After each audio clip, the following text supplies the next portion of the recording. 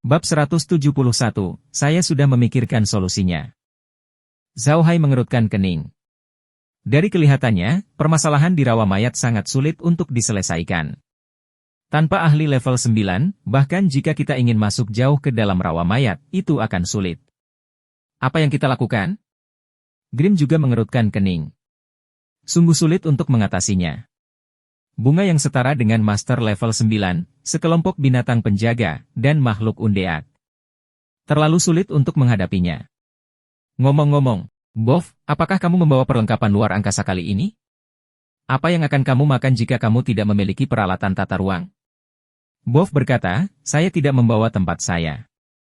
Sangat berbahaya pergi ke rawa mayat busuk kali ini. Keluarga saya tidak mengizinkan saya membawa tempat saya. Anda tidak perlu khawatir tentang makanan. Meskipun tumbuhan dan hewan di rawa mayatnya busuk beracun, Anda hanya perlu mencari tumbuhan dan hewan yang tidak terlalu beracun untuk dimakan dan kemudian menemukan cara untuk mendetoksifikasinya. Lagi pula, ada banyak mantra yang bisa mendetoksifikasinya. Grim menganggukkan kepalanya. Apa yang dikatakan Bof benar. Dia adalah Grand Mage kelas 9. Meskipun dia mengambil jurusan sihir angin, mustahil dia tidak mengetahui sihir lainnya.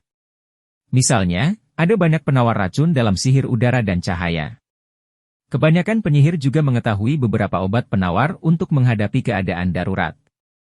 Karena Bof tidak membawa peralatan tata ruang apapun, dan dia tidak bisa pergi tanpa makanan untuk waktu yang lama. Dia dapat menemukan beberapa tanaman atau binatang ajaib yang tidak terlalu beracun untuk dimakan dan kemudian mendetoksifikasi dirinya sendiri.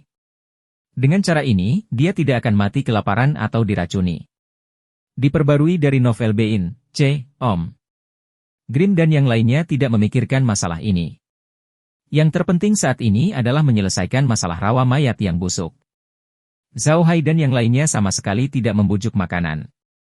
Dengan cincin spasial, bahkan jika Zhao Hai membawa para budak ke rawa mayat yang busuk, dia tidak perlu khawatir tentang makanan. Beberapa dari mereka tetap tinggal di villa, mengerutkan kening dan memikirkan apa yang dikatakan Bof. Meskipun Bof tidak banyak bicara, Zhao Hai dan yang lainnya yakin bahwa Hua Cheng adalah orang yang paling penting. Masalahnya adalah mereka telah menemukan kunci masalahnya tetapi tidak dapat menyelesaikannya. Setelah beberapa lama, Merlin melihat bahwa kelompok itu tidak dapat memahaminya, jadi dia berdiri dan berkata, "Kuat, baiklah, jangan terlalu mengecewakan. Saya pikir kita harus melupakan masalah ini untuk saat ini. Bof, ambil kertas nanti dan gambarlah medan yang telah kamu lewati sepanjang jalan, serta tempat-tempat yang kamu istirahat. Dengan cara ini, kita akan mempunyai dasar untuk memasuki rawa mayat di masa depan." Zhao Hai mengangguk, itu benar. Lagi pula kita tidak bisa memikirkan apapun sekarang, jadi jangan berpikir itu dulu. Mac, ambilkan kertas dan pena untuk Bof dan minta dia menggambar rutenya. Merlin merespons dan bereaksi untuk mengambil pena dan kertas untuk Bof, itu benar. Jangan pikirkan hal ini untuk saat ini, Green menyetujui. Saya pikir Tuan Muda dapat meminta Zhao Zui dan yang lainnya untuk kembali dan mengirimkan beberapa tanaman dan binatang ajaib kepada Tuan Muda. Setelah dimensi Tuan Muda ditingkatkan, semuanya akan baik-baik saja. Zhao Hai mengangguk dan berkata, baiklah, mari kita kembalikan Zhao Zui dulu.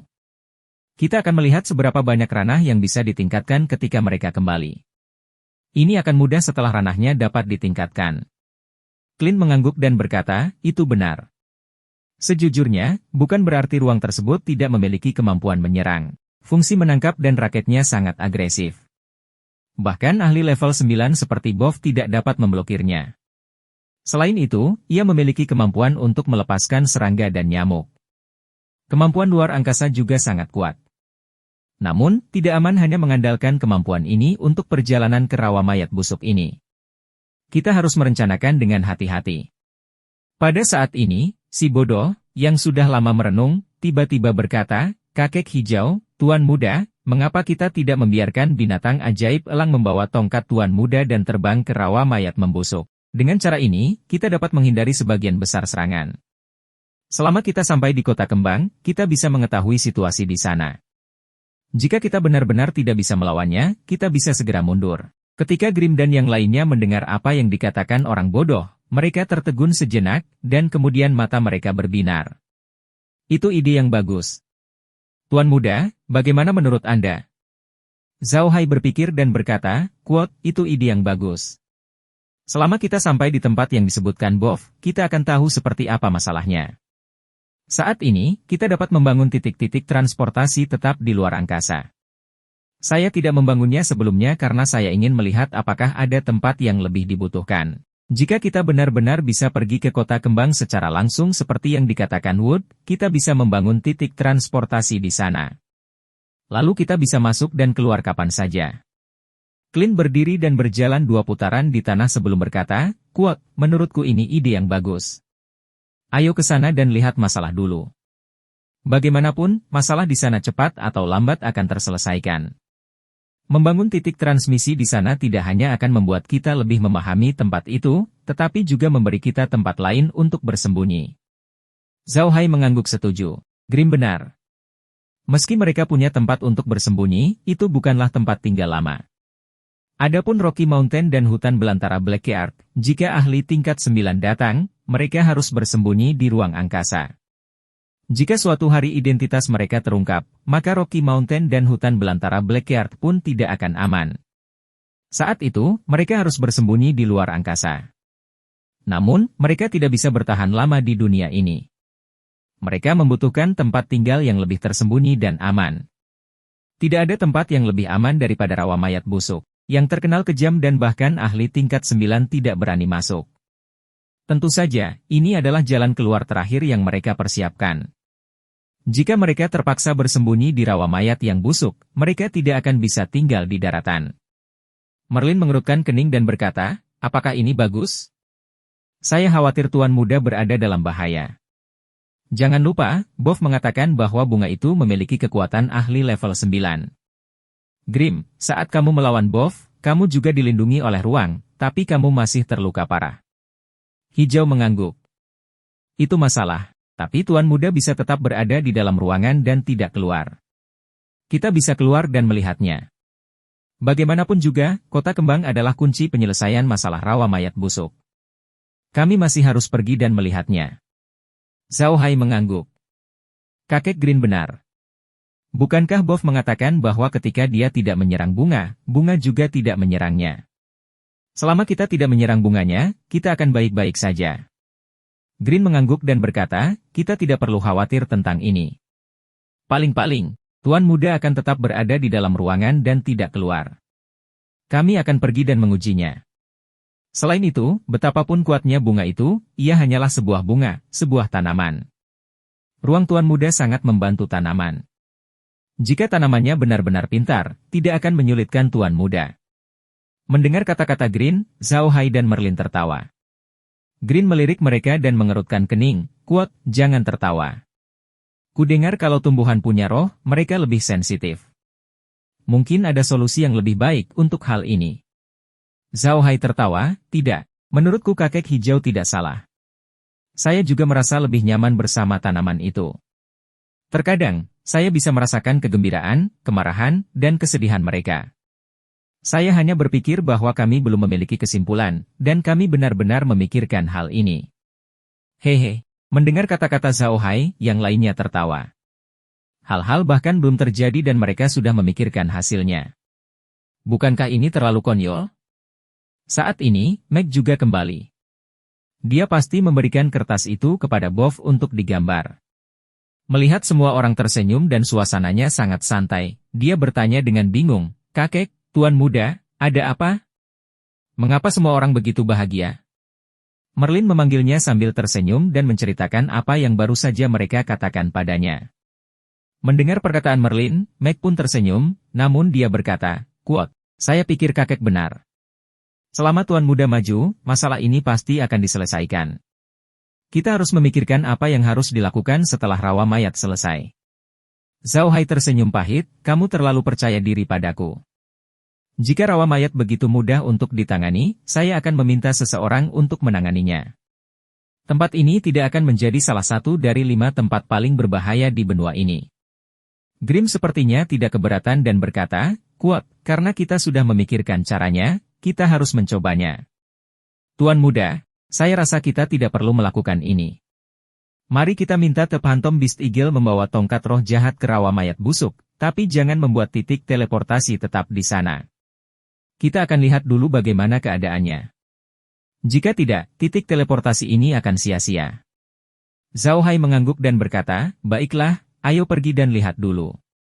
Bagaimana kalau begini, menurutku kita harus menunggu sebentar. Saya akan memanggil Zhao Zui dan yang lainnya kembali dan meminta mereka menjaga gurun Black Earth dan Rocky Mountain. Lagi pula, mereka tidak perlu menelusuri jalannya sekarang. Mereka ada di dua tempat ini. Jika terjadi sesuatu pada kami dapat segera mengirimkan mereka untuk membantu. Kita tidak perlu menunggu mereka keluar dari rawa seperti kita sekarang. Clint menggelengkan kepalanya dan berkata, itu tidak perlu. Saya pikir kita harus bersiap selama beberapa hari. Anda dapat meminta Zhao Zui menunggu mereka di lokasi mereka saat ini. Ketika saatnya tiba, Anda dapat membuat binatang ajaib elang terbang bersama staf roh jahat dan membiarkan mereka memasuki dunia nyata. Bukankah itu lebih cepat daripada membiarkan mereka keluar dari rawa? Zhao Hai memukul kepalanya. Dia benar-benar lupa akan hal ini. Itu benar. Selama dia menyuruh Phantom Beast Eagle membawa staf roh jahat ke rawa bangkai, dia akan dapat menemukan Zhao Zui dan yang lainnya dengan sangat cepat. Mereka tidak perlu memaksa Zhao Zui dan yang lainnya keluar dari rawa. Dalam beberapa hari berikutnya, Zhao Hai dan yang lainnya sepenuhnya siap menghadapi rawa mayat busuk. Tidak peduli apa, karena mereka tahu kunci masalah di rawa mayat busuk, mereka harus mencobanya. Kalau tidak, tanah hitam terlantar tidak akan pernah aman. Saat ini, mereka terutama menunggu peta BoF. Meskipun mereka ingin menggunakan binatang ajaib elang untuk memasuki rawa mayat busuk, peta ini tetap diperlukan. BoF tidak dapat menemukan Hua Cheng dalam sehari. Dia hanya tidak menemui bahaya apapun di tempat lain. Jika dia pergi langsung ke Hua Cheng, dia pasti sudah dikalahkan sejak lama. Dia harus tinggal di rawa mayat busuk selama lebih dari sebulan. Bab 172, Memasuki Tanah Rawa. Beberapa hari ini, Zhao Hai berdagang dengan Laura. Sekarang, ada tambahan 10 MU lahan di ruang asal. Namun, Zhao Hai telah menggunakan semuanya untuk menanam sayuran ajaib, jadi dia sepertinya tidak punya waktu luang. Sayuran ajaib ini semuanya berada di level 15, jadi butuh waktu lebih lama untuk matang. Pertama kali matang adalah sekitar 1 hari, dan semuanya merupakan tanaman yang telah ditanam selama 3 musim, jadi Zhao Hai dan yang lainnya tidak perlu terlalu merawatnya. Meskipun benda kelima itu adalah tanaman ajaib, Zhao Hai tampak hampir sama dengan yang ada di bumi. Sedap malam tampak seperti kentang, paprika tampak seperti paprika hijau, jelai merah tampak seperti wortel, buah hijau tampak seperti tomat, dan kepompong hijau tampak seperti teka-teki. Meskipun terlihat mirip, rasanya jauh lebih enak daripada sayuran yang pernah dimakan Zhao Hai di bumi. Mengenai elemen magis, Zhao Hai tidak bisa merasakannya sama sekali. Zhao Hai juga tidak menganggur di peternakan. Dia telah menggunakan 100 uang ekstra untuk meningkatkan keajaiban Flying Eagle. Hal-hal ini hampir sama baiknya dengan angkatan udara. Zhao Hai percaya bahwa mereka akan naik level lagi. Pada saat itu, mereka mungkin bisa membawa orang dan membentuk angkatan udara sendiri. 5 hari setelah mereka menghancurkan BoF, BoF akhirnya selesai menggambar petanya. Meskipun petanya sederhana, itu sangat berguna bagi Zhao Hai dan yang lainnya. BoF telah pergi ke banyak tempat, tapi dia tidak langsung terbang ke Hua Cheng. Sebaliknya, dia berjalan lama di sekitar rawa mayat busuk sebelum dia tiba. Zhao Hai juga bertanya kepada BoF apakah dia sengaja melakukannya. Namun, jawaban BoF mengejutkan Zhao Hai. Dia tidak melakukannya dengan sengaja. Dia hanya ingin menutupi rawa mayatnya untuk melihat apa yang ada di seberang sana. Namun begitu memasuki rawa, ia merasa dikelilingi kabut warna-warni. Dia tidak tahu arahnya sama sekali. Meskipun dia merasa terbang lurus, dia akhirnya berputar-putar. Bahkan ketika BoF keluar, semuanya tidak berjalan mulus. Dia harus mengambil banyak jalan memutar sebelum akhirnya keluar. Pada titik ini, Zhao Hai tidak bisa tidak memikirkan Zhao Zui dan yang lainnya. Meskipun Zhao Zui dan yang lainnya tidak menjelajah terlalu jauh ke dalam rawa mayat yang membusuk, mereka mungkin tidak bisa berjalan dalam garis lurus lagi. Tampaknya rawa-rawa mayat bukanlah tempat yang sederhana. Setelah menerima peta, Zhao Hai tidak langsung pergi. Sebaliknya, dia meminta Grim pergi ke kota Casar dan membeli sepotong kulit binatang ajaib berkualitas tinggi. Kulit binatang ajaib itu diproses dan tampak seperti kulit sapi. Panjangnya 2 meter dan lebar 1 meter. Setelah pengepakan sederhana, mereka dengan hati-hati menggambar peta yang digambar Bob pada kulit sapi, hanya sedikit diperbesar. Dalam kesepakatan antara Arkas dan keluarga Buddha, rawa mayat busuk juga merupakan wilayah kekuasaan keluarga Buddha. Jika rawa mayat busuk dihitung, maka wilayah keluarga Buddha telah sepenuhnya melampaui kekaisaran Arkas. Namun, semua orang di benua itu tahu bahwa tidak ada gunanya memberi keluarga Buddha sebidang tanah yang luas. Tidak ada apapun di rawa mayat busuk itu. Siapa yang berani masuk? Lebih baik memberi keluarga Buddha sepotong gurun di hutan belantara Black Earth. Namun, Zhao Hai tidak berpikir demikian. Jika mereka benar-benar bisa menyelesaikan masalah rawa mayat yang busuk, mereka tidak hanya tidak akan khawatir lagi, tapi dia juga bisa mengubah tanah terlantar yang kotor tanpa rasa khawatir. Jika dia bisa menyingkirkan rawa mayat yang busuk, tidak akan ada lagi binatang iblis dan makhluk undead yang menyebabkan masalah di tanah terlantar yang kotor. Selain itu, Zhao Hai juga bisa menggunakan sejumlah besar binatang iblis dan makhluk undead untuk menutup batas luar dari tanah terlantar tanah hitam. Dengan cara ini, orang biasa tidak akan berani masuk. Tidak ada yang akan tahu meskipun mereka menyebabkan keributan di dalam. Inilah yang diinginkan Zhao Hai. Dia ingin tanah terlantar hitam dan rawa mayat busuk menjadi kerajaan yang merdeka. Ketika mereka cukup kuat, bahkan jika orang-orang itu mengetahui situasi mereka, mereka tidak akan berani melakukan apapun terhadap mereka. Karena itulah Zhao Hai ingin membuat peta yang lebih besar dari kulitnya. Tidak peduli apapun, dia harus memiliki pemahaman yang baik tentang wilayahnya. Zhao Hai dan Green menghabiskan beberapa hari untuk menyelesaikan peta dan mempersiapkan rawa bangkai. Mereka sekarang memiliki lebih dari 1.000 binatang ajaib elang dewasa di tangan mereka. Meskipun mereka tidak bisa menunggangi manusia, para elang ini akan mendengarkan perintah Zhao Hai. Selama Zhao Hai memerintahkan mereka dengan baik, elang ini akan sangat kuat. Sebenarnya, tidak banyak yang perlu dipersiapkan untuk perjalanan ke rawa mayat. Jumlah mereka sangat banyak, dan Zhao Hai tidak bisa membawa budak bersamanya. Mereka tidak perlu khawatir tentang makanan, air, atau racun, jadi tidak ada yang perlu dikhawatirkan. Persiapan yang dibicarakan oleh Zhao Hai dan yang lainnya sebenarnya adalah kesepakatan dengan Laura. Meskipun mereka tidak perlu khawatir tentang kesepakatan dengan Laura karena keterbatasan ruang, mereka tetap harus membuat beberapa pengaturan sebelum pergi keluar. Jika sesuatu benar-benar terjadi di rawa mayat yang tidak bisa mereka tinggalkan, kesepakatannya akan merepotkan.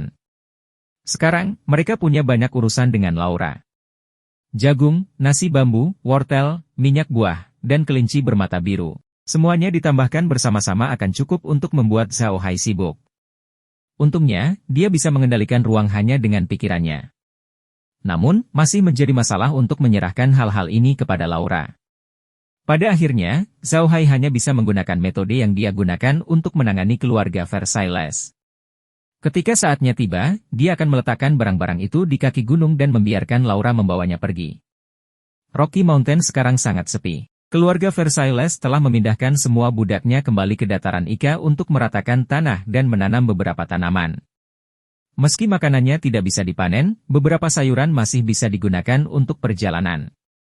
Tidak peduli apapun, itu tidak bisa ditinggalkan di tempat terpencil seperti itu. Kadipaten Versailles telah kembali ke keadaan damai.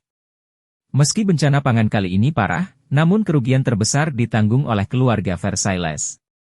Keluarganya mempunyai dasar yang dalam, jadi kerugiannya tidak seberapa. Daripada menyebut masalah Duke Versailles sebagai bencana alam, ini lebih seperti bencana buatan manusia. Tentu saja, bencana akibat ulah manusia tidak mengacu pada pelepasan serangga Zhao Hai, tetapi para pedagang. Jika bukan karena para pedagang besar yang menimbulkan masalah di pasar, Kadipaten Versailles akan dengan mudah selamat dari bencana pangan ini. Tidak akan ada fluktuasi makanan sama sekali, dan juga tidak akan ada rumor apapun. Itu hanya akan menyebabkan Kadipaten Versailles kehilangan sejumlah uang dan menjadi sangat sibuk sehingga mereka tidak berminat untuk mencari masalah dengan keluarga Buddha. Namun, hal ini bukannya tanpa manfaat. Promosi Ivan adalah hal yang baik bagi keluarga Versailles, dan bahkan lebih baik lagi bagi Zhao Hai. Di sisi lain, para pedagang tidak berperan gemilang dalam kejadian ini, sehingga membuat keluarga Versailles semakin waspada terhadap mereka. Mereka lebih memperhatikan makanan, yang merupakan bahan sipil dan strategis. Di masa depan, jika ada yang ingin berurusan dengan keluarga Versailles dengan cara ini, mereka harus lebih memperhatikan makanannya.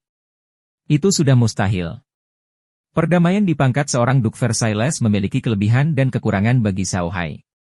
Keuntungannya adalah dia bisa berbisnis dengan tenang.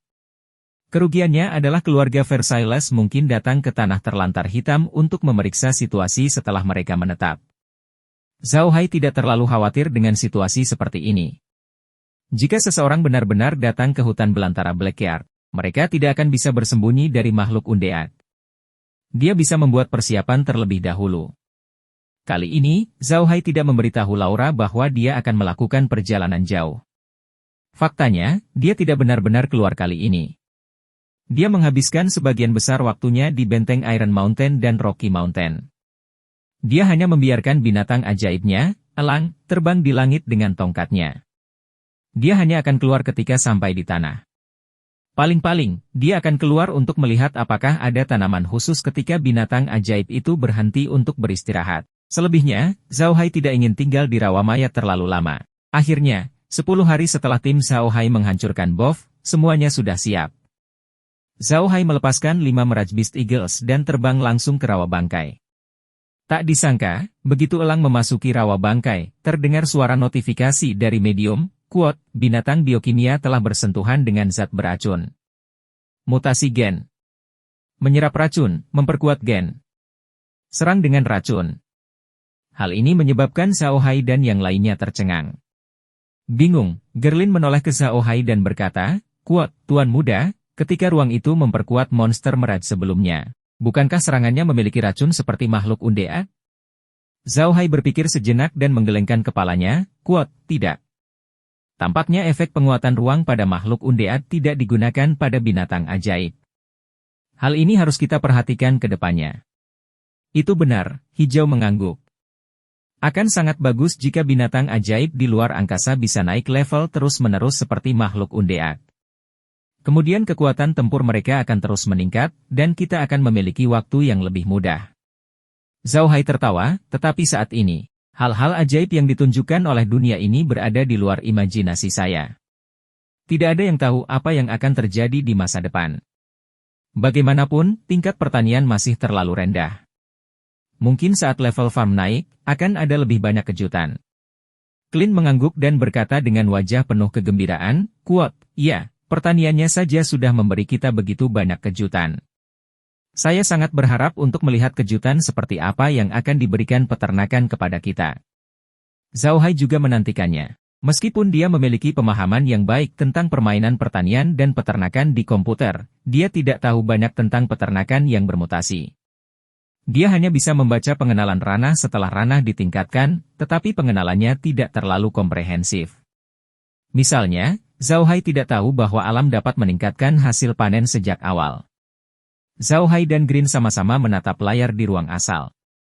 Mereka belum pernah benar-benar memasuki rawa mayat busuk, jadi mereka ingin melihat seperti apa rasanya. Yang mengejutkan Zhao Hai, mereka mengira jarak pandang di rawa bangkai akan sangat rendah. Namun, begitu mereka memasuki rawa, jarak pandang mereka tidak terlalu rendah. Mirip dengan kabut di luar, dan jarak pandang setidaknya 200 meter. Meskipun tidak sebaik pada hari yang cerah, itu jauh lebih baik dari perkiraan Zhao Hai dan yang lainnya. Bab 173 Peningkatan lainnya. Zhao Hai dan Green memperhatikan situasi di layar. Meski mereka hanya bisa melihat sejauh 200 meter, itu sudah cukup bagus bagi mereka. Mereka benar-benar tidak menyangka rawanya akan menjadi seperti ini. Hal ini berdampak besar pada Mirage Beast Eagle. Namun, Zhao Hai tidak keluar untuk merayakan tanaman yang dilihatnya. Dia percaya bahwa Zhao Zui dan yang lainnya telah menyiapkan tanamannya, jadi dia tidak perlu melakukannya sendiri. Daripada keluar dan membuang waktu untuk memanen tanaman, dia lebih memilih menunggu sampai dia bertemu Zhao Zui dan yang lainnya dan menyimpannya di ruang asal. Saat elang binatang merat terbang, Zhao Hai dan yang lainnya tidak ada di sana untuk menonton. Zhao Hai hanya menyisakan 1 orang untuk menonton, sementara yang lain melanjutkan tugas mereka masing-masing. Kecepatan Mirage Beast Eagle tidak lambat, bahkan jika ia terbang, ia tidak akan terlalu lambat. Namun, rawa mayatnya dipenuhi kabut beracun 7 warna, bahkan jika mereka ingin cepat, mereka tidak bisa secepatnya. Karena ini belum waktunya berdagang dengan Laura, Zhao Hai dan Green tidak keluar. Ketika mereka bebas, mereka akan meninggalkan seseorang di depan layar untuk menonton, sementara mereka kembali ke kamar masing-masing untuk beristirahat. Zhao Hai dan yang lainnya terkejut karena binatang ajaib elang tidak bertemu dengan Zhao Zui dan yang lainnya hari itu. Zhao Zui dan yang lainnya baru berjalan sekitar 2000 mil ke dalam rawa, bahkan belum sampai 3000 mil. Sebenarnya binatang ajaib elang hanya berjalan sekitar 2000 mil ke dalam rawa, bahkan tidak sampai 3000 mil. Pada jarak sejauh itu, mereka seharusnya bisa bertemu Zhao Zui dan yang lainnya. Agak aneh kalau mereka belum bertemu dengan mereka.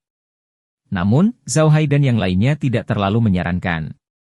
Pada malam hari, Mirage Beast Eagle beristirahat di sebuah pulau kecil, dan Zhao Hai dan yang lainnya beristirahat di sela-sela. Pagi berikutnya, Mirage Beast Eagles tidak terbang dalam garis lurus seperti yang direncanakan Zhao Hai Yuan. Sebaliknya, mereka terbang secara horizontal. Zhao Hai takut kehilangan Zhao Zui dan yang lainnya, jadi dia memutuskan untuk melihat sekeliling dan melihat apakah dia dapat menemukan mereka. Namun, yang mengejutkan Zhao Hai, dia tidak berhasil menemukan Zhao Zui dan yang lainnya. Binatang hantu elang telah terbang secara horizontal selama lebih dari 3 jam, tetapi ia tidak melihat Zhao Zui dan yang lainnya.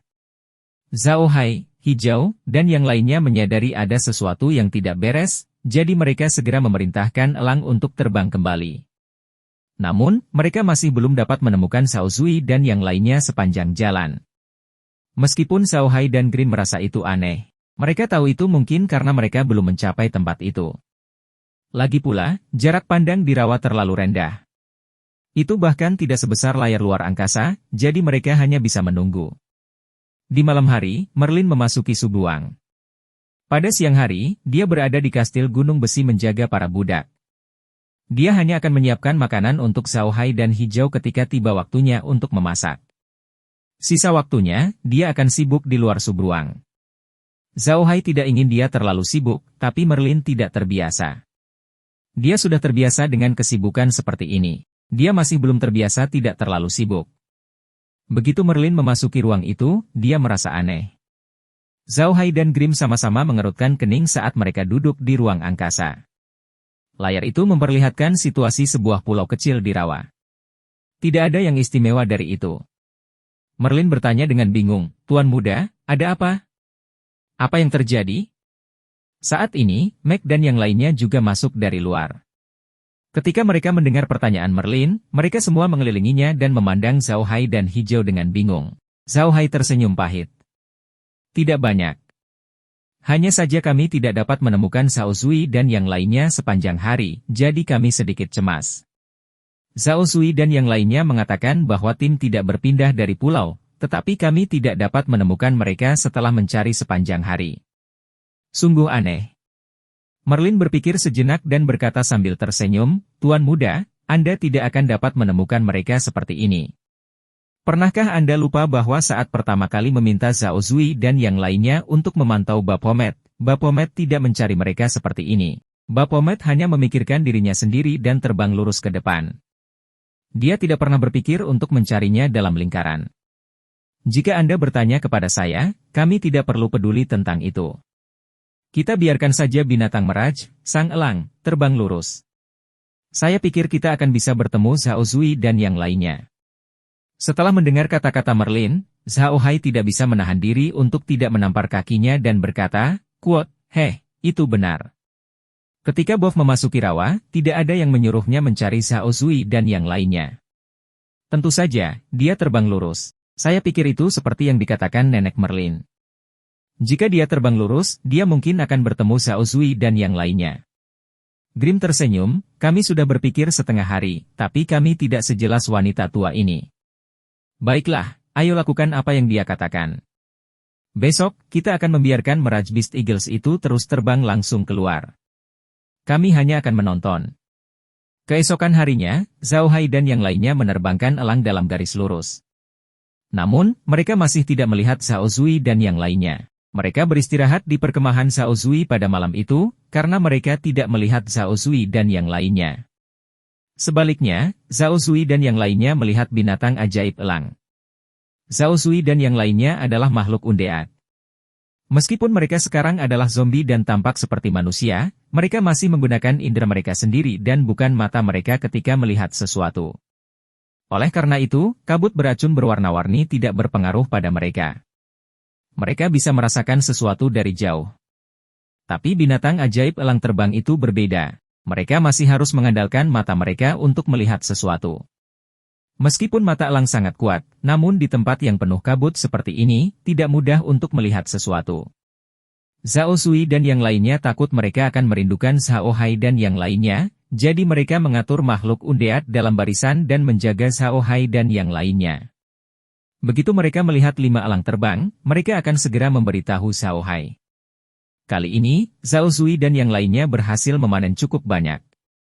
Banyak di antaranya merupakan tanaman unik di rawa. Mereka benar-benar berbeda dari yang pernah dilihat Zhao Hai sebelumnya. Pada akhirnya, ketika Zhao Zui dan yang lainnya membawa tanaman ke alam nyata, alam tersebut naik ke level 15 dalam sekejap, yang mengejutkan Zhao Hai. Setelah mencapai level 15, mereka bisa membuka lahan lagi seluas 20 hektar. Sayangnya, sebagian besar tanaman beracun, namun tidak agresif. Meskipun mereka dapat menaikkan level ranah sebanyak 4 level, mereka tidak dapat meningkatkan kekuatan serangan ranah tersebut. Zhao Hai tidak kekurangan uang, jadi dia membuka lahan seluas 20 hektar. Zhao Hai tidak menahan diri dan menanam benih yang dihargai oleh alam. Dari level 10 hingga level 15, dunia telah menghadiahkannya total 4 benih. Yaitu kedelai, manisan melon, rebung, dan anggur. Sebelum level 10, kerajaan akan menghadiahinya benih yang luasnya paling banyak 2 hektar.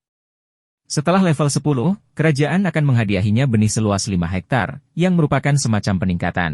Zhao Hai juga melihat 2 jenis tanaman di toko alam. Kedua tanaman ini seperti buah persik ajaib, keduanya memiliki kemampuan khusus. Mereka adalah penggemar pisang dan buku peri. Kipas pisang adalah barang yang terbuat dari kipas pisang asli di Journey to the West. Itu adalah tanaman ajaib tipe angin yang bisa menghasilkan angin kencang. Ada kemungkinan 10% bahwa itu bisa meledakkan item target. Namun, di dunia nyata, itu dianggap sebagai tanaman khusus level 15. Itu hanya bisa ditanam ketika persyaratan khusus terpenuhi, dan telah ditentukan oleh ruangnya sebagai tanaman ajaib yang hanya bisa ditanam setelah level 20. Labu abadi hampir sama, tetapi fungsi utamanya adalah untuk membuat anggur. Labu abadi memiliki ruang tak terbatas, yang dapat menyerap hasil panen pembuat anggur ke dalam labu, dan kemudian membuat anggur secara otomatis. Itu sangat nyaman. Namun memiliki ciri khusus, hanya dapat ditanam pada level 20, dan gu abadi yang ditanam di awal, meskipun dapat menyerap banyak bahan wine, hanya dapat menghasilkan 10 jin wine setiap 7 hari. Dan setiap jin membutuhkan setidaknya 100 jin gandum. Jika itu buah-buahan, dibutuhkan setidaknya 50 jin buah, lebih dari itu tidak mungkin. Namun, anggur ini juga sangat enak. Tidak hanya memiliki beberapa manfaat untuk menyembuhkan luka, tetapi juga dapat memulihkan mana atau energi pertempuran secara instan. Ini sangat penting bagi prajurit dan penyihir. Zhao Hai juga tahu bahwa buah persik ajaib adalah satu-satunya benda spesial yang diberikan oleh alam sebelum level 10. Itulah mengapa buah persik itu bisa ditanam di alam tersebut. Setelah level 10, akan ada batasan tertentu. Misalnya kipas pisang dan boneka abadi adalah barang spesial. Bukan saja mereka tidak diberi hadiah benih sebelum level 20, namun kedua tanaman ini hanya bisa ditanam setelah level 20. Ini dengan sendirinya merupakan batasan. Zhao Hai tidak terlalu peduli dengan kipas pisang. Itu tidak terlalu berguna. Itu tidak bisa menimbulkan terlalu banyak kerusakan pada musuh. Selama musuh memiliki tingkat perlindungan tertentu, musuh tidak akan menimbulkan terlalu banyak kerusakan. Itu hanya bisa membuat musuh menghilang dari pandangan. Meskipun penggunaan gu abadi sudah jelas, produksinya agak rendah, hanya 10 jin yang diproduksi dalam 7 hari, itu terlalu sedikit. Selain itu, kedua hal ini hanya dapat dikembangkan ketika seseorang mencapai level 20, jadi Zhao Hai tidak terburu-buru untuk mempelajarinya. Tanaman beracun yang ditemukan Zhao Zui dan yang lainnya tidak sepenuhnya tidak berguna. Setelah dunia memodifikasinya, tidak hanya dapat dimakan, mereka juga dapat menghasilkan beberapa penawar racun. Namun, jika mereka ingin memproduksi penawar racun, mereka harus menunggu hingga wilayah tersebut mencapai level 30 dan membuka pabrik pengolahan. Zhao Hai dan Grimm tidak punya waktu untuk mempedulikan hal ini. Mereka menahan Zhao Zui dan yang lainnya di dalam medium dan menempatkan mereka di benteng gunung besi sebagai penjaga. Kemudian, mereka membiarkan binatang ajaib seperti elang itu terbang langsung ke rawa mayat. Bab 174. Menghargai harta adalah dosa. Saat Zhao Hai dan yang lainnya menjelajahi rawa, kota Casar tidak damai. Itu bukan karena keluarga Versailles, melainkan Lola. Bisnis Laura saat ini jauh lebih besar dari sebelumnya. Toko bunga lili laba-laba merah menempati lebih dari 50% pasar kebutuhan sehari-hari di seluruh Kadipaten Versailles. Jumlah ini sungguh mengejutkan. Meskipun Kadipaten Versailles tidak terlalu besar, pasar kebutuhan sehari-hari di seluruh kadipaten masih berupa daging pedas yang besar. Sekarang, potongan paling gemuk dari daging pedas ini telah dimakan oleh seseorang. Berapa banyak uang yang dapat diperoleh orang ini setiap hari? Jelas tidak berlebihan untuk menggambarkannya sebagai menghasilkan banyak uang setiap hari. Sepotong lemak ditempatkan di sana, dan siapapun pasti ingin menggigitnya. Namun, ada tulang pada potongan daging bergaris ini, jadi tidak semua orang bisa menggigitnya.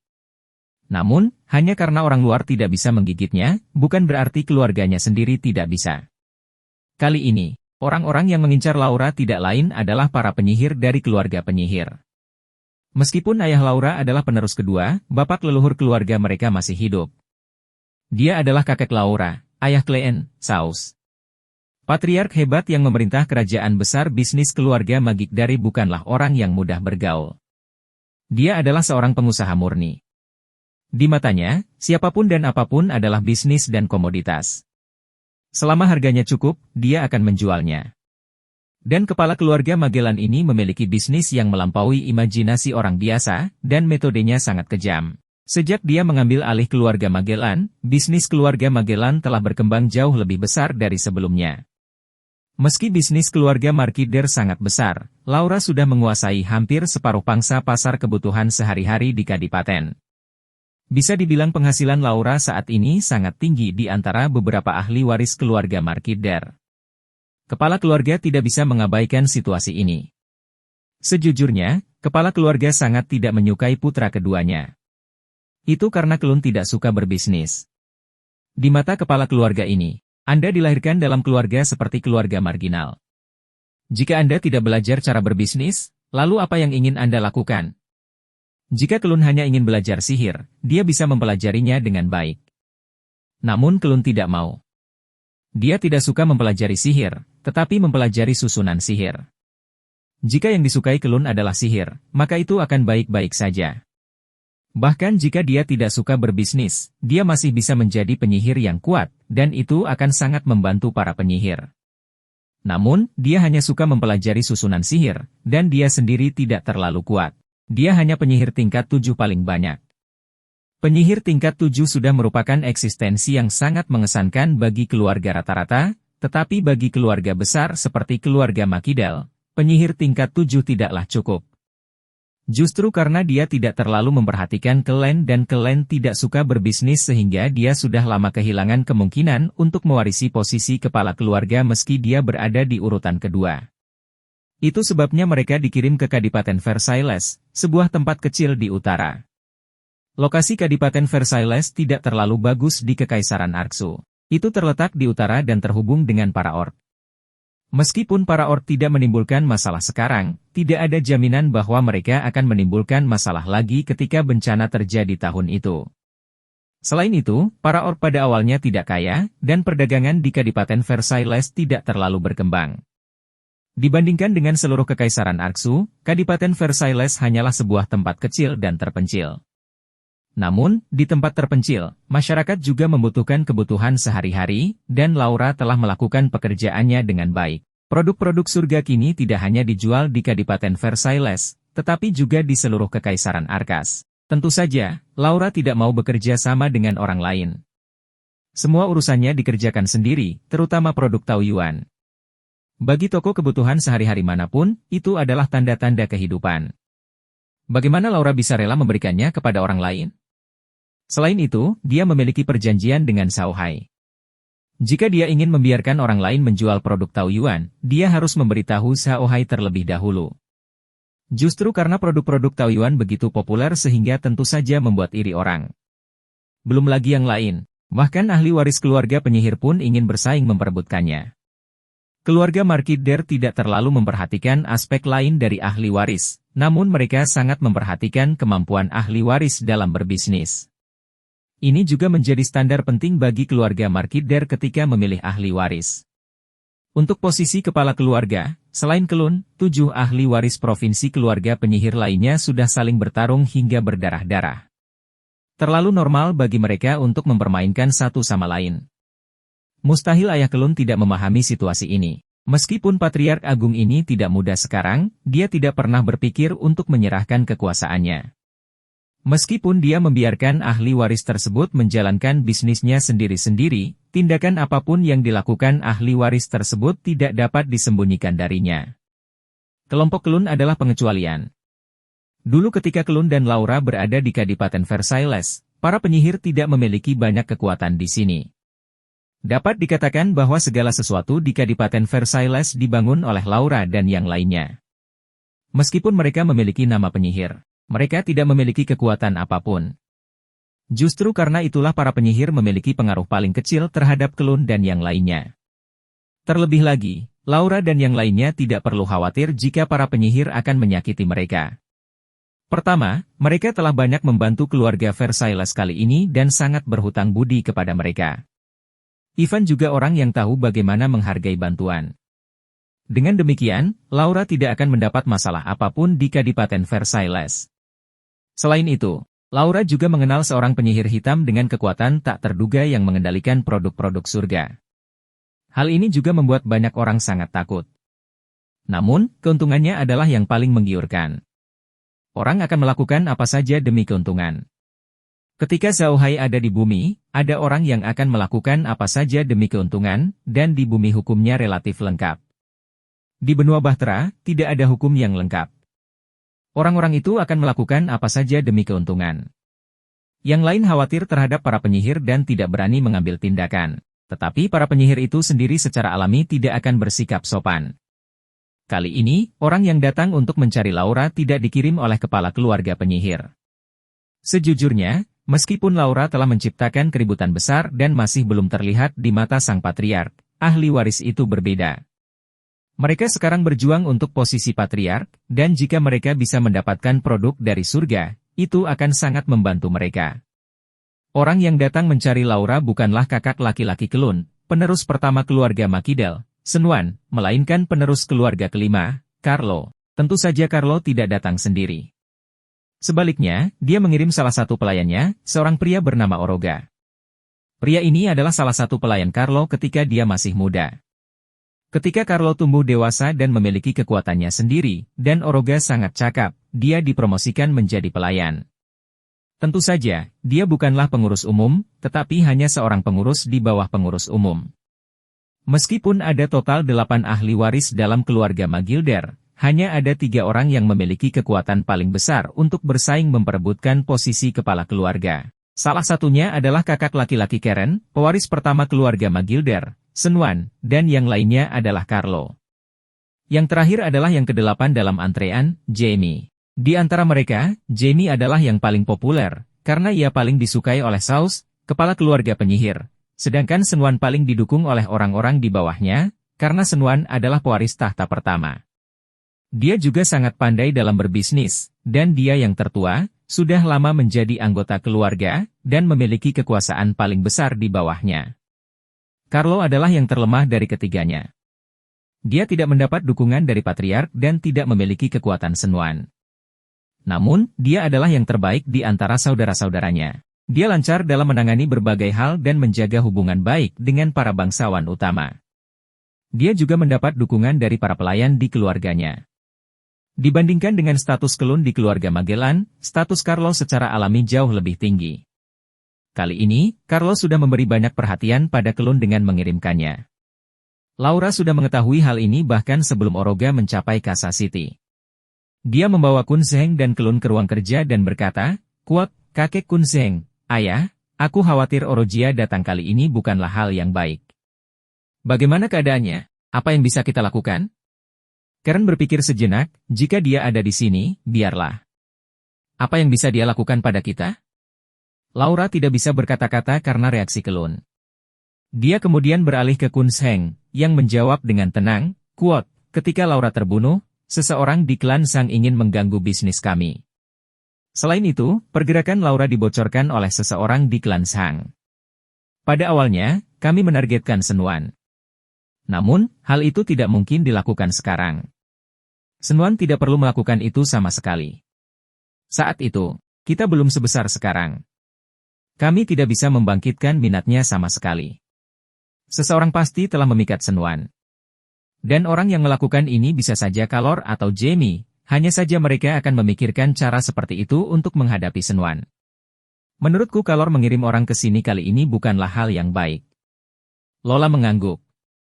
"Tentu saja aku tahu ini bukan hal yang baik.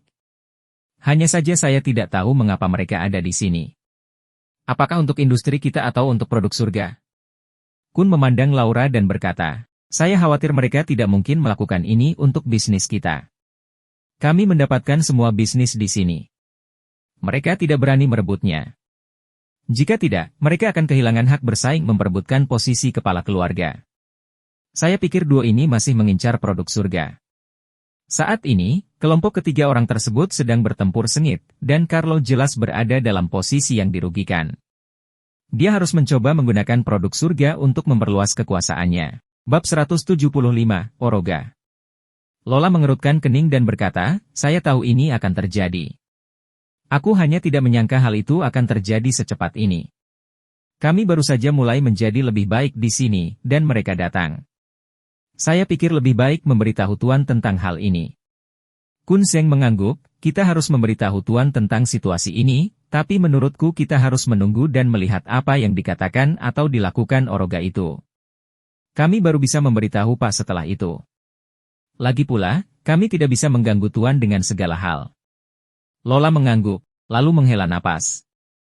"Baru 2 hari, sekarang ada masalah. Ada apa dengan orang-orang itu? Kami tidak mengembangkan bisnis kami. Selain Kadipaten Versailles, kami hanya membuka 1 atau 2 toko di kota besar lainnya. Hal itu tidak akan mempengaruhi bisnis mereka sama sekali. Saya tidak menyangka mereka masih mengincar kita." Kun Zheng menghela nafas dan berkata, "Itu karena produk Paradise sangat menarik. Meskipun produk-produk surga jumlahnya terbatas di semua tempat lain kecuali toko di Kadipaten Versailles ini, orang-orang tersebut masih mengetahui betapa populernya produk-produk Paradise. Mereka tahu benar apa artinya sebuah toko memiliki produk seperti itu. Itu sebabnya mereka datang ke sini dengan penuh semangat." Lola memancarkan dingin, "Sekarang mereka memikirkan kami, apa yang mereka lakukan sebelumnya. Selain itu, kami tidak memiliki keputusan akhir mengenai produk Paradise. Sekalipun kami mau, kami harus melewati Pak. HMPH, saya ingin melihat apa yang sedang dilakukan orang-orang ini." Baca bab terakhir di nov.com saja. Luna telah mendengarkan mereka berdua. Dia tidak tertarik dengan hal-hal ini, tapi dia tetap sangat mencintai Laura. Mendengar Kun Zheng dan yang lainnya berkata bahwa orang-orang itu mungkin datang untuk urusan Laura, Kelun mau tidak mau merasa marah. Memang benar Kelun adalah orang tua yang baik, tapi bagaimana dia bisa beradaptasi jika ada yang ingin menyentuh putrinya? Meskipun dia tidak mempedulikan masalah tersebut, dia tahu bahwa segala sesuatu di Kadipaten Versailles adalah hasil kerja keras Laura. Menyentuh hal-hal ini sama dengan menyentuh Laura. Bagaimana Kelun bisa membiarkan hal ini terjadi? "Laura, jangan lupa beritahu aku jika ada yang kamu butuhkan," kata Kelun dengan ekspresi gelap. "Meskipun saya tidak tahu banyak tentang bisnis, saya mendapat beberapa teman penyihir setelah bertahun-tahun. Mereka mungkin bisa membantu." Kata-kata Glenn di luar dugaan Laura. Glenn biasanya tidak mempedulikan hal-hal ini, jadi dia tidak terbiasa. Namun, dia tetap berkata, "Kuat, baiklah, Ayah. Anda tidak perlu khawatir tentang saya. Jika memang ada yang tidak beres, saya akan memberitahu Anda." Kelun mengangguk, berdiri, dan pergi. Laura tidak menghentikannya, dan dia tidak berpikir Kelun akan membantunya. Meskipun Kelun telah mengenal beberapa penyihir selama bertahun-tahun, dia juga mengenal banyak alkemis dan alkemis. Di mata orang awam, para alkemis dan alkemis itu juga merupakan sekelompok orang gila yang juga meneliti beberapa hal yang berantakan. Beberapa dari mereka bahkan mengalami kehidupan yang sulit karena penelitiannya. Mereka juga membutuhkan Karen untuk membantu mereka dari waktu ke waktu. Meskipun ini bisa dianggap sebagai bentuk jaringan, namun tidak ada gunanya. Kekaisaran tidak terlalu mementingkan orang-orang ini. Hanya orang seperti Kelun yang mau berinteraksi dengan orang gila ini. Di mata orang lain, Kelun juga orang gila. Laura melihat punggung Kelun dan menghela nafas. Kakek Kun Seng, ayahku kelihatannya tidak sehat hari ini? Kun Seng tersenyum dan berkata, bukan apa-apa. Dia hanya sedikit sedih karena dia tidak bisa membantumu. Tidak ada ayah yang ingin melihat anak-anaknya berada dalam posisi sulit. Lupakan saja, jangan bicarakan ini. Mari kita bicara tentang soal Oroga. Jika dia benar-benar meminta produk Paradise, apa yang harus kami lakukan? HMPH, Lola mendengus dingin dan berkata, aku tidak akan memberikannya padanya. Apakah saya harus memberikannya hanya karena dia menginginkannya? HMPH, bisnis kami di Kadipaten Versailles dibangun melalui kerja keras kami sendiri. Kita tidak perlu takut pada mereka. Kun Seng tertawa. Saya tidak takut pada mereka. Lagi pula mereka tidak bisa mengambil produk dari kita. Hanya saja Anda tahu betapa cakapnya orang-orang di rumah itu. Jika kami tidak setuju, saya khawatir mereka akan menggunakan beberapa trik. Kita harus membuat beberapa persiapan terlebih dahulu. Lola mengangguk dan berkata dengan mata dingin, jika mereka tidak melakukan trik kecil itu, biarlah. Tapi jika mereka benar-benar melakukannya, saya akan memberi mereka pelajaran dan melihat apakah mereka masih berani bertindak sembarangan. Kun Seng tersenyum. Itu juga yang harus kita lakukan. Dengan cara ini, kita bisa memberitahu keluarga tentang kekuatan kita saat ini. Kedepannya, saat bernegosiasi dengan keluarga, Anda akan lebih percaya diri. Lola mengangguk. Dia juga tahu situasinya. Dia sudah berusia 18 tahun. Di keluarga lain, anak perempuan seusianya sudah lama menikah. Dialah satu-satunya yang menundanya sampai sekarang. Ini juga karena dia tidak punya ibu. Jika ibunya masih hidup, dia pasti sudah menjodohkannya sejak lama. Namun, Lola merasa ini bagus. Sejujurnya, karena alasan bisnis, dia telah berhubungan dengan banyak ahli waris keluarga bangsawan, namun tidak satupun yang menarik perhatiannya. Ahli waris keluarga bangsawan itu sombong seperti ayam aduan, munafik seperti rubah, muram seperti ular berbisa, atau tuan muda yang tidak berguna. Dia tidak menyukai mereka. Karena itulah Laura mati-matian belajar cara berbisnis agar keluarganya tidak memanfaatkannya untuk ikatan pernikahan. Untuk keluarga besar seperti keluarga penyihir, jika dia menikah, pasangannya pasti seorang bangsawan yang hebat. Kalau tidak, dia tidak akan layak untuk itu. Kendali Laura atas bisnisnya sangat kuat. Meski usahanya berkembang, ia sama sekali tidak bersantai. Dia sangat jelas bahwa bisnisnya adalah modalnya untuk bernegosiasi dengan keluarganya. Namun, untuk menghadapi kedatangan Oroga, Laura tetap memperingatkan pengelola tokonya terlebih dahulu agar mereka berperilaku baik. Pada hari ketiga setelah Laura dan yang lainnya mencapai kesepakatan, Oroga tiba di Casa City. Tentu saja, saat dia tiba di Casa City, dia harus melapor ke Laura. Rumah Laura di Kota Kas tidaklah kecil dan jauh dari toko mereka. Rumah yang mereka tinggali berada di kawasan kaya Kota Kas. Mereka yang tinggal di sini adalah orang kaya atau bangsawan. Meskipun posisi Carlo dalam keluarga Magellan sangat tinggi, dan posisi Menir Oroga tentu saja tidak terlalu rendah, Laura tidak menyambutnya. Bagaimanapun juga, Oroga hanyalah pelayan keluarga Magellan. Tidak ada alasan bagi seorang tuan untuk menyambut seorang pelayan. Laura pernah berhubungan dengannya sebelumnya. Dia masih ingat bahwa dia adalah pria jangkung dan kurus yang biasanya sangat berhati-hati dan rendah hati. Laura, Kun, dan Kelun semuanya duduk di ruang tamu. Seorang pelayan membawanya masuk. Seingat Laura, dia tinggi dan kurus, dan tampak berusia 60-an. Dia memiliki wajah yang tahan cuaca, tetapi sikapnya sangat hormat. Begitu memasuki ruangan, dia langsung membungkuk kepada Kelun dan berkata, "Kuat, salam, Tuan Muda Kedua, Nona Laura, dan Kepala Kun Seng." Beberapa ahli waris keluarga Magellan hanya bisa memanggilnya sebagai Tuan Muda. Bagaimanapun, Tuan Saus masih hidup. Sebagai lelaki tua dari keluarga Magellan, dia secara alami tahu bagaimana cara mengatasinya. Karen memandang Oroga dan mengangguk. Kamu tidak harus bersikap sopan. Bagaimana kabar saudara kelima akhir-akhir ini? Aku sudah lama tidak bertemu dengannya, Tuan Muda kelima baik-baik saja. Dia hanya terlalu sibuk untuk mengunjungi Tuan Muda kedua, kata Orocha buru-buru. Tuan Muda kelima bahkan meminta saya untuk meminta maaf kepada Tuan Muda kedua. Karen mengangguk dan berkata, saudara kelima terlalu sopan. Aku sudah sangat senang karena dia masih ingat kalau aku mempunyai saudara laki-laki yang mengecewakan. Baiklah, kamu tahu kalau aku tidak peduli dengan banyak hal. Jika Anda punya sesuatu, beritahu saja Laura. Setelah mengatakan itu, dia berdiri dan pergi. Jelas sekali bahwa Oroga sangat mengenal Kren, jadi dia tidak terkejut sama sekali.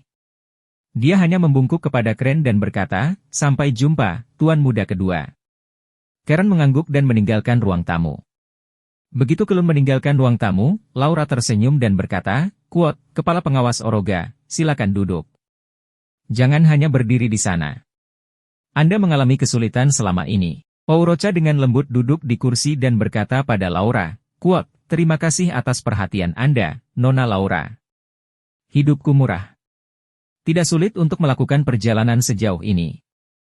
Lola mengangguk dan berkata pada Oroga, bagaimana urusan paman kelima? Dengan kemampuan paman kelima, berbisnis hanyalah hal yang mudah. Orocha tertawa. Bisnis Tuan Muda berjalan dengan baik. Hanya saja bisnisnya sangat sibuk akhir-akhir ini. Kalau tidak, dia akan datang sendiri kali ini. Saya juga membawa hadiah untuk Tuan Muda kedua dan Nona Laura. Mereka semua ada di dalam mobil.